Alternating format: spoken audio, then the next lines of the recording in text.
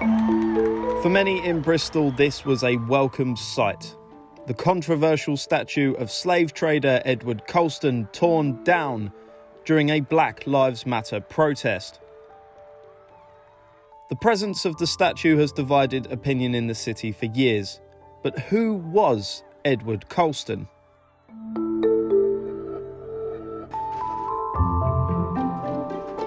Born in 1636, Colston grew up in Bristol before moving to London to work for the Royal African Company, or the RAC.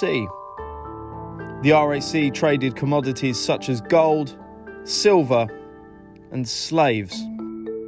It's estimated that when Colston held a senior position, he helped transport 84,000 African men, women, and children to work as labourers on tobacco and sugar plantations, with 19,000 of them dying on their journeys.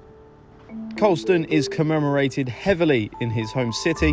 His statue stood on a street named after him, in front of a tower named after him, behind which is a concert hall also named after him. City activists have petitioned to have the statue removed for years, but opinions are divided over what happened.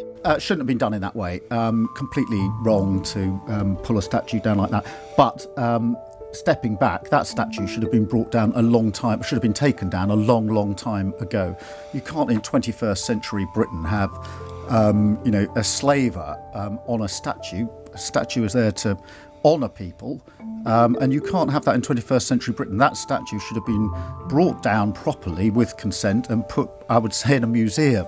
Well, I think that is utterly disgraceful, and that speaks to the acts of disorder, public disorder, that actually have now become a distraction from the cause in which people are actually protesting about. The Home Secretary is showing, a lack of understanding of where the country is right now.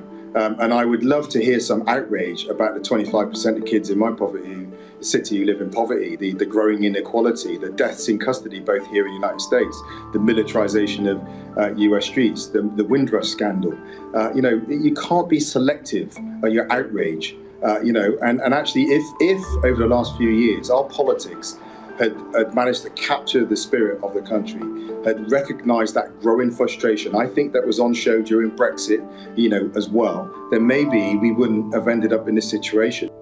The conversation now turns to what will fill the empty space that remains.